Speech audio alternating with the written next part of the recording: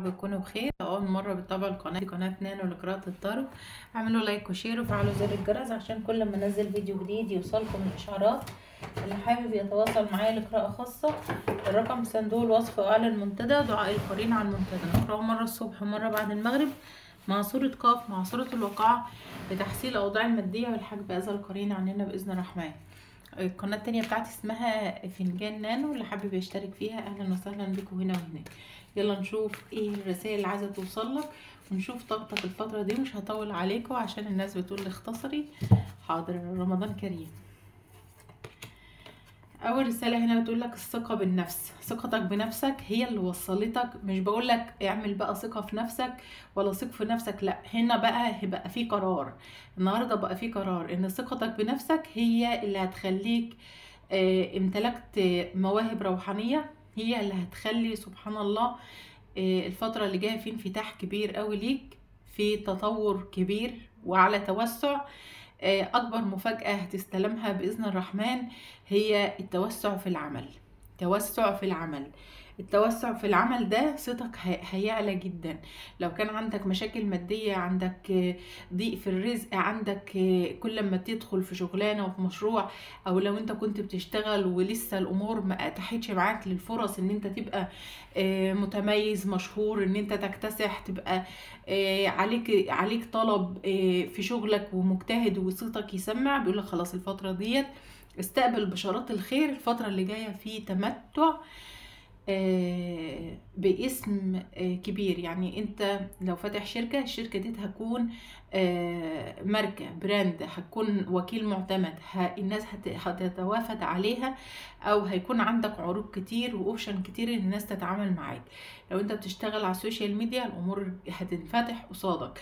لو انت وظيفتك قليلة هتلاقي الامور بدأت تتحسن ومديرك في العمل بدأ يجيلك ترقية، بدأ يجيلك تطورات، شركة تانية عايز تاخدك. في انفتاح كبير بشرطك الفترة اللي جاية في العمل.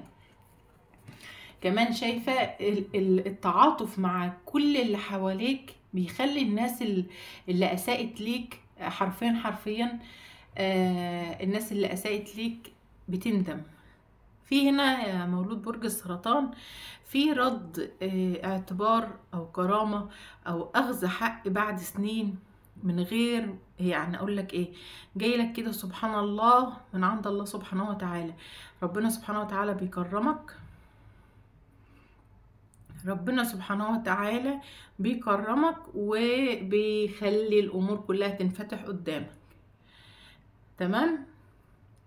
فتوكل على الله، والتعاطف اللي انت يعني قلبك بيرق مع كل الناس، حتى مع اعدائك، حتى مع الناس اللي اساءت ليك.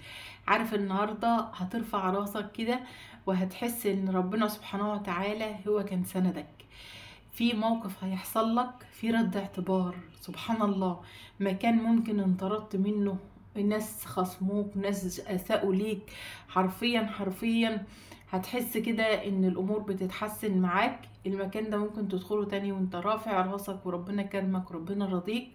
كمان انت من الاشخاص اللي على نواياك ترزق، نيتك طيبة. سبحان الله، ربنا سبحانه وتعالى فتح لك طاقة خير. وكمان انت من الاشخاص اللي دايما بتؤمن بالاقربون اولى بالمعروف، حتى لو الاقربون دولت هم اكتر الناس اساءوا ليك، لكن انت مش بتعامل حد، انت بتعامل ربنا سبحانه وتعالى.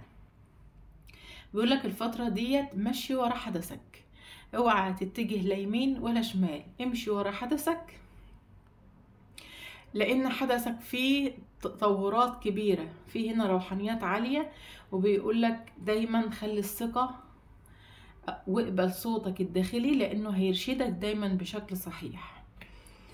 في حد هنا من برج الثور بيديك نصيحة، بيقولك ايه، لما تكون داخل في علاقة صداقة او علاقة مع اي شخص، حدد انت داخل العلاقة دي ازاي.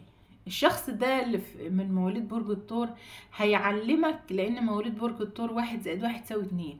حتى لو انتوا اخوات اتحاسبوا، هو مبدأه كده.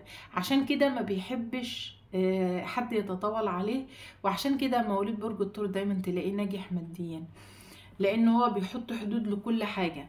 فالشخص ده او النصيحة اللي جالك من حد من مواليد برج الثور بتقولك ايه، انت شخص طيب وشخص عاطفي وشخص الناس بتحاول تتقرب لك بكل وسيلة، فلكن الفترة اللي جاية حط حدود لكل حد، سواء بقى ان كانت علاقة عاطفية، ان كانت صداقة، ان كانوا اهل، ان كانوا لان الاشخاص اللي حواليك بتتمادى، والاشخاص دي انت ما بتعرفش تتعامل معاها وما بتعرفش توقفها عند حدها. والاشخاص ديت لما بتلاقيك طيب زيادة عن اللزوم بتجرحك من غير ما تحس، بتفكر ان هو ده الشيء الطبيعي. فدي نصيحة مهمة جدا ومبدأ مهم جدا لازم تاخده وتتخذه. بيقولك كمان الصداقة، بيقولك افهم ان الصديق موجود في حياتك لسبب ما. في هنا الشخص ده ممكن تكون علاقتك بيه علاقة عاطفية حلوة او كده، ولكن الشخص ده اساسا هو صديق. ففي علاقة حب، علاقة صداقة ممكن تتحول لعلاقة حب، ولكن اساسها الصداقة. الشخص ده هيكون صديقك، هيسمعك، هيكون عايز يطمن عليك كل وقت. الشخص ده بيحبك قوي يا مولود برج السرطان، وعايز ياخد خطوة تجاهك لو ينفع زواج. الشخص ده بيحبك قوي قوي قوي. كمان شايفة ان الفترة ديت في اوقات لازم تاخد سلام نفسي، لازم ترتاح. في بعض العواصف اللي انت مريت عليها انهكتك، لكن بيقولك كل ده هينتهي الآن. وكمان الفترة اللي جاية قربت، والخير جاي على مرمى البصر، على الامتداد. وكمان بيقولك التوتر اللي في حياتك هيبدأ يتلاشى ويبعد بعيد عنك. بيقولك اسمح بالأوقات السعيدة تخش حياتك، لأن لازم ومن الضروري إن أنت تقوم برحلة، تخرج تشوف بحر. ففي مولود برج السرطان هنا الملائكة بتنصحك إنك تخرج لرحلة لمكان تريح أعصابك وتفصل شوية. مولود برج السرطان شايفة الفترة ديت أخبار رائعة بخصوص حياتك المهنية. شوفوا الكارت بيأكد، وأنا قلت لك في البداية إن العمل بتاعك هيتوسع جدا، وعندك وظيفة جديدة، وعندك ترقية، وعندك قبول، وهتكون دايما ممتاز بشأن كل الحاجات المهنية اللي في حياتك. كمان بيقولك انت على أتم استعداد دلوقتي بشيء انت هتعمله هيمثل تحديات، وكمان هتوصل لنجاح كبير. كمان بيقول لك في شخص في حياتك، الشخص ده ممتن ليك جدا، بيحبك قوي، عايز يكون دايما جنبك. بيقول لك كمان خليك متفائل لان انت شخص ذكي وهتقدر توصل لمركز عالي جدا. كمان بيقول لك انت عملت بجد اشياء او خلقت اشياء تعتز بقى بحياتك. يعني انت من الاشخاص اللي بتسيب بصمة وراك، يعني لو حد شافك بتسيب بصمة، تقعد في المكان كل المكان له بهجة، وكمان بتكون حكيم، يعني في نفس الوقت طفولي مرح. لو حد حب يستشيرك في شيء بتكون عقلاني جدا وحكيم جدا. كمان شخص قد المسؤولية. فبيقول لك انت من الاشخاص اللي ليك علاقات جميلة وانجازات مذهلة، وانت من الاشخاص اللي بتكون احلى حاجة في المنزل، احلى حاجة في اي مكان. انت عندك كنوز داخلية. فبيقول لك حياتك باستمرار هتكون يعني عندك حراسة دائمة من الملائكة في حياتك. والفترة اللي جاية بيقول لك في طاقات محتاجاك في الكون. انت وجودك في الكون اقول لك ايه، يعني بيشع امان للحيوانات وللبيئة ولحماية الاشخاص من طاقات سلبية. فالفترة اللي جاية طاقتك هتستخدم لحماية كائنات كتير، ما تستغربوش من الكلمة. كمان بيقولك في بداية جديدة، انت في بداية رحلة رائعة. بيقولك اوعى تخاف، لا حاجة للقلق. بيقولك كمان في ملايكة حارسة بتسير بجانبك في كل خطوة من الطريق. كمان بيقولك انت لديك هدايا فريدة هيقدمها لك الكون. وهتحرر نفسك من كل حاجة تعيقك، وعندك فرص جديدة وهتتقدم. وخليك مؤمن جدا بكل حاجة انت بتعملها، لان ثقتك وإيمانك بالله أهم شيء.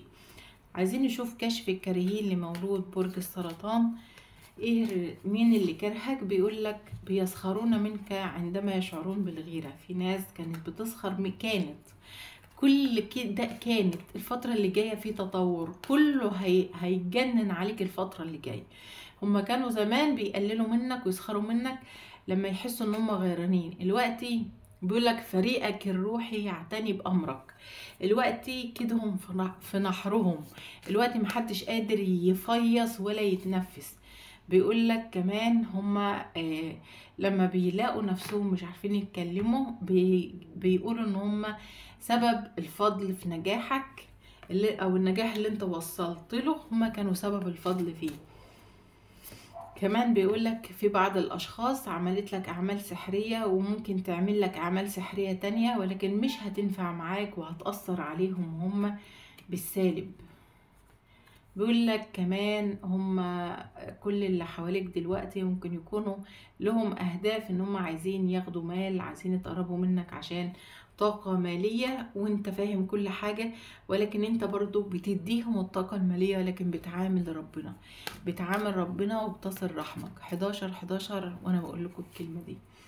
كمان في اشخاص عندها اضطراب في الشخصية، وكمان ما بيعترفوش ان هم غلطانين، والاشخاص دي عينها عليك وحاسدة، فانت ما عادش عندك استعداد تدور على حد الفترة ديت.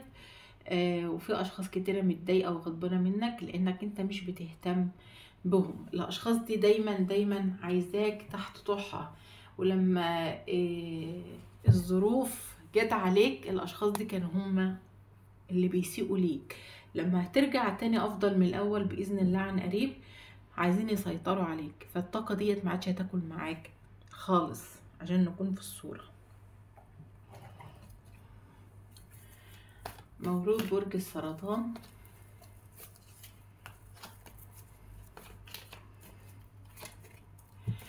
في قرارات حاسمة انت هتاخدها، القرارات دي تجاه حياتك المستقبلية. انت هتكون صاحب القرار في مين يفضل في حياتك ومين تديله بلوك طاقي. ممكن يكون قدامك كده وانت مش شايفه. كمان شايفة ان الفترة اللي فاتت ممكن تكون في حاجة ابكتك او موضوع زعلك وبكيت فعلا، لكن سبحان الله جايلك بشارة خير او طاقة نور هتتفتح لك، هتساعدك على انك توصل لمرحلة جديدة في حياتك. عينك التالتة مفعلة بطريقة رهيبة لدرجة ان في وجع وصداع انت مش حاسس بيه خالص، حاسس انت مش قادر تفتح عينيك. كل الناس اللي عملت لك مشاكل ودبرت لك مكايد مش طايلين فيك حاجة، حرفيا انت في فترة ممتازة ورائعة جدا من حياتك، ووصلت البركة إلهية من الله. لسه بقولك بركة إلهية من الله. بتمسك الحاجة سبحان الله بتخضر وبتنبت في ايدك، وربنا سبحانه وتعالى هيعطيك خير ما بعده خير. أبشر يا مولود برج السرطان. مبالغ مادية من حيث لا تدري ولا تحتسب. كمان انت من الاشخاص اللي الناس هتشاهدك كده الفترة ديت، هتقول ما شاء الله لا سنك باين عليك ولا وجمالك بيزيد سبحان الرحمن، لدرجة ان ممكن الناس تكون من سن اقول لك ايه، من سن عيالك او انت مثلا اكبر منهم الضعف، والناس دي سبحان الله شكلها اكنهم يعني شكلها اكبر منك انت شخصيا. الناس دي بتبصلك بطاقات حسد رهيبة. ما شاء الله عندك تجلي في وجهك وعندك نور الهي، وبقيت في مكانة حلوة قوي واخدت قدر عالي. وكمان شايفة انك بتتقدم كمان، وعندك استعداد تتقدم اكتر من كده 1000 مرة، والطريق هينفتح قدامك. ربنا سبحانه وتعالى هو السند الوحيد ليك في الحياة. كمان شايفة ان في حاجة معينة انت عملتها او حسيت تعملها، كانت مثلا لو والدك ووالدتك مثلا كانوا عايشين وكنت دايما بتحب تروح لهم في وقت معين او تاكل معاهم اكلة معينة، وهما دلوقتي مثلا متوفيين، شايفة ان انت ممكن تروح نفس المكان اللي انت كنت عايش معاهم فيه وتاكل نفس الاكلة، في دماغك ان انت حاجة هترضي ضميرك او ان انت هتعمل حاجة كنت بتحبها زمان معاهم. شايفة كمان في شخص مقرب ليك، الشخص ده باين عليه الغيرة قوي لدرجة ان هو مش قادر يسيطر على نفسه، مش قادر يسيطر على شكله حرفيا وهو غيران منك، لكن انت معدتش حاطط حد في بالك. وكل واحد يعني ربنا بيرزقه على نيته، وكل واحد ربنا بيعمل له الخير اللي هو فيه. وبتقول لنفسك مفيش حد بيتغير، ابو قلب طيب هيفضل قلب طيب طول العمر، والحقودي هيفضل حقودي طول العمر. حتى لو انا ما معيش، عمري ما حقدت على اي حد، ولا استكترت فرحة على حد، ولا استكترت مال على حد. انما الشخص ده انت هتشوف، انت هتكون فرحان جدا بحاجة، وهتشوف في عيون الشخص ده الغيرة والحقد زي ما هو، مفيش حاجة اتغيرت فيه، ومش هيقدر يغير نفسه. سبحان الله. الفترة اللي جاية عندك أكبر خلوة مع ذاتك، جهز نفسك، لأن انت عندك أكبر خلوة مع ذاتك ومع الله. أكبر امتحان هتمر بيه الفترة دي، وأعظم امتحان. اللهم بلغت اللهم فاشهد. لأن احنا عارفين ومتأكدين ان مولود برج السرطان كل فترة له اختبار، وكل فترة الاختبار ده لو نجحت فيه حرفيا اقول لك ايه، عارفين هتنتقل من مكان. كانوا الفراعنة زمان اللي يتوفى يقول لك هننقله البر الغربي، او احنا مش هنتنقل البر الغربي بس، احنا هنتنقل البر تاني فعلا. حياة تانية، عيشة تانية. عارف انت كده لما حد يحصل له معجزة وفجأة، عارفين انتوا المسلسلات العربية والافلام العربية بتاعت زمان، لما واحد تلاقيه ماشي بجزمة مقطعة، وتلاقي ما عندوش رغيف عيش ياكله، ومش فاكرين فيلم عبد الحليم بتاع معبود الجماهير؟ مكانش يلاقي حرفيا لا ياكل ولا يشرب، وكان ياخدها مشي ويأجر عجلة، وكان فعلا مش لاقي. وفجأة ربنا أنعم عليه وبقى مطرب مشهور وعاش في فيلا والدنيا اتغيرت. سبحان الرحمن. فجأة كده زي الأفلام العربي بتاعت زمان اللي في ثانية تطلع لفوق لفوق لفوق. هو هيحصل معاك كده. هتقولي ازاي؟ واقول لك ارمي حمولك على الله وثق فيه. هتقولي ما جاليش، مع اقول لك لا، في ناس جات لها وقالت لي، في ناس جات لها وقالت لي انت عشان ما فيش كده، انت موقف الطاقة عندك، انت مكتئب، انت بترفض الخير اللي جايلك، ما بتديش امر للكون انك موجود وعايش، وانك محتاج حاجات من ربنا، من دي محتاج علو شأن، محتاج غنى، محتاج، مش مفعل طاقاتك للاستقبال. العيب من عندك، لان في ناس ربنا اكرمها ومن وسع وفعلا قالت ومخبتش ومتبعين، واما بنعمة ربك فحدث. ف عايزه اقول لكم الفتره اللي جايه انت عندك علو شأن كبير. كمان الصدقات اللي بتخرجها بتذيب كل الحسد اللي حواليك، بتذيب كل العوارض والمشاكل، وبتفك كل الاسحار، وبتفك كل الخير او كل الشر اللي حواليك، وبتجيب لك كل خير. هتقعد وهيكون عندك اطمئنان، وهتمسك سبحان الله كده. النهارده حرفيا عندك رد اعتبار. في طاقات منكم فيها عندها رد اعتبار فوق ما تتخيلوا، في نفس المكان اللي اتهنت فيه. ومش مكان واحد على فكرة، ممكن مكان واتنين، وهم نفس الأشخاص. هتتواجد في نفس المكان يا مولود برج السرطان، وانت رافع راسك وربنا كرمك وأعطيك من وسع ومحقق أحلامك. لغاية أقول لك إيه، لدرجة إن الناس دي حرفيا يعني أقول لك إيه، هتتبدل، هتتحول، هتقول لك سمعا وطاعة. هتلاقي الناس دي كلها يعني بعد ما كانوا بيبعدوا عنك اكنك منبوذ، هما اللي بيندموا ان هما مشوك، او ان هما اذوك او تخلوا عنك. يعني اقول لك ايه، سبحان الله. في توأم شعلة مش قادر يبعد عنك، توأم شعلة متردد انه ياخد قرار تجاهك، توأم شعلة يعني خد قرار او مش عايز يكون في اتخاذ فعل او ردة فعل تجاهك. ولكن الشخص ده انت ممكن تديله ظهرك شوية او تبتعد عنه شوية، والشخص ده هيحس ان هو مش مبسوط، مش حاسس ان هو وصل لأي هدف من اهدافه. حياته بترجع ضلمة، انت اللي منور حياته. ساعة ما بتدخل حياته البهجة والفرحة بتكون فعلا فعلا بتحيطه. والبركة كمان لما بتفصل طاقتك عنه الشخص ده بيزعل ويكتئب. الشخص ده هياخد قرار تجاهك. الشخص ده كمان هيدخل في صحوة روحية وهيبدأ يحس ان انت عندك اوبشن تاني او عندك عروض تانية، او ان انت شخص بجد تستحق ان انت تكون في علاقة تسعد قلبك وتفرح. فالشخص ده هيخاف ان انت تخرج من تحت ايده او هيخاف ان انت تبعد عنه. الشخص ده هيعترف لك بالحب وهيقول لك اديني بس فرصة، لان انا مش عارف اجمع نفسي، مش عارف اظبط اموري. مولود برج السرطان، انت داخل على مرحلة فيها تغيير جذري في حياتك. كمان انت حاسس بيها طاقيا، الطاقة وصلاك طاقيا. انت بتتبدل وتقول انا مسامح كل حاجة، انا راضي بكل حاجة، انا مبسوط يا رب خليك جنبي. كمان في اشخاص هتتفاجئ بيك، هتتفاجئ ان انت شخص مميز، او اشخاص هتتعرف عليك. الاشخاص ديت بسيطة جدا واشخاص طيبة جدا، ولكن هتكون عايزة تقرب منك اكتر واكتر لدرجة انهم عايزين يعيشوا معاك. الناس ديت يعني ممكن ما تكونش عارفة ان انت شخص ذو قيمة، او ان انت شخص سبحان الله. الناس دي هتقول لك معقولة ان احنا نشوفك، معقولة ان احنا نتكلم معاك. كمان عندك مقابلات خارجية برا البلد اللي انت فيها، وعندك سفر الفترة اللي جاية. كمان عندك تقدير لكل اللي حواليك. الفترة دي فترة فيها سماح ما بينك وما بين اي اخطاء او اي ذنوب او اي مشاكل.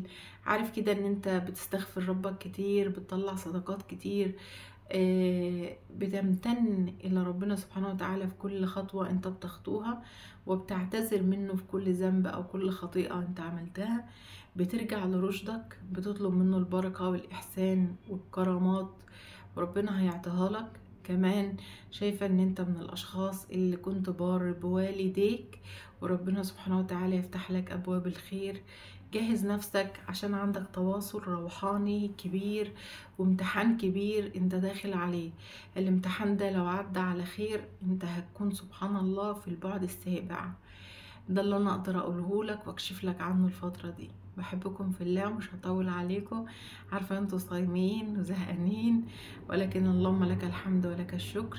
بشكركم على وجودكم في حياتي، اللهم دمكم نعمة في حياتي. مع السلامة.